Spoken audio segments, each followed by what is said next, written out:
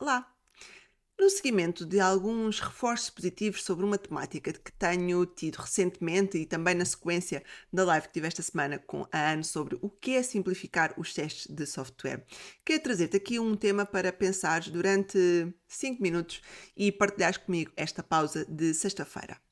Quando nós pensamos em escrever casos de teste, em escrever planos de teste, em escrever um teste, olhamos logo para a parte mais complexa, para a parte mais difícil, para o mais detalhado possível. E sabemos, já com experiência, portanto, quem tem experiência, que nem sempre isso é possível. É um processo que é moroso, que requer dedicação, que requer conhecimento e não conseguimos entregar logo assim, de repente, tudo muito composto, complexo, definido, muito exposto, a informação toda detalhada, os planos todos certinhos, tudo direitinho, tudo o tintim por tintim.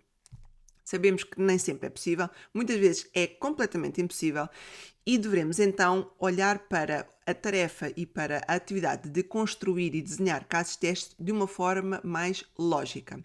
Devemos olhar para desconstruir a ideia de escrever casos de teste para dois momentos. Um momento em que olhamos de forma mais lógica, de forma mais visual para o que é esperado, o que é necessário ser testado e depois sim, quando estiver tudo já mais ciente, consciente, quando nós percebermos efetivamente qual é que é o intuito do teste, quando já não existir nenhumas alterações nos requisitos, algumas alterações naquilo que é esperado da funcionalidade e mesmo alterações da funcionalidade, aí sim definir os casos de teste com dados mais detalhados, com pré-condições mais completas, com informações mais descritivas do que é o objetivo. E como é que nós conseguimos fazer isto de forma mais, então, lógica? Como olhar para o caso teste de forma mais lógica?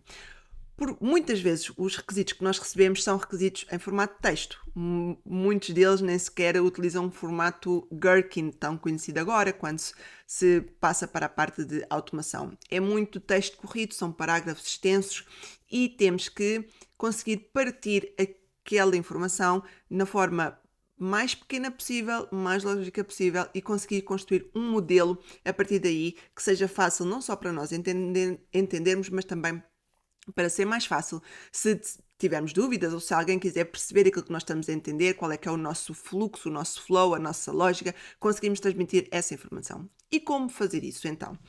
Vou utilizar aqui o livro da Anne, portanto, quem tive esta semana a live, e mostrar-vos duas ideias sobre as quais vocês podem trabalhar ou sugerir a quem tenha algumas dúvidas sobre como desenvolver casos de teste para implementar.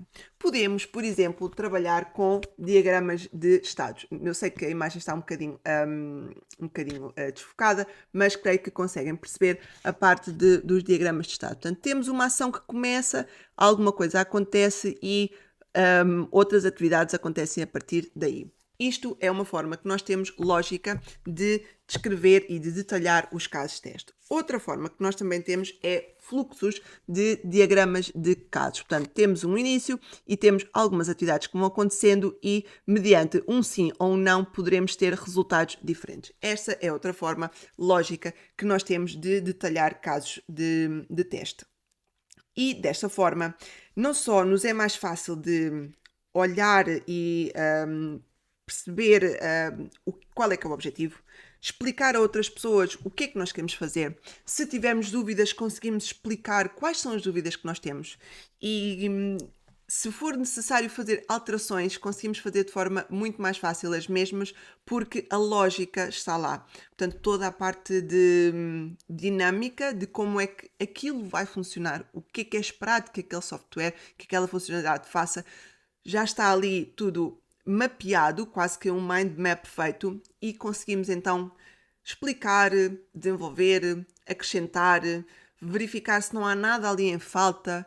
Portanto, existem várias formas e vários formatos e boas maneiras de desenvolver casos de teste, daqueles mais complicados, mas quando queremos começar e quando queremos uma abordagem mais leve, mais prática, mais dinâmica, mais simples, estas são duas sugestões para desenvolveres a tua metodologia, o teu fluxo e depois então escreveres os casos de teste em papel, no browser, portanto, uma coisa mais composta, com steps, com tudo muito mais definido por aí. Espero que tenhas gostado desta pausa de 5 minutos, que tenha trazido aqui uma ideia e que nos vejamos no próximo.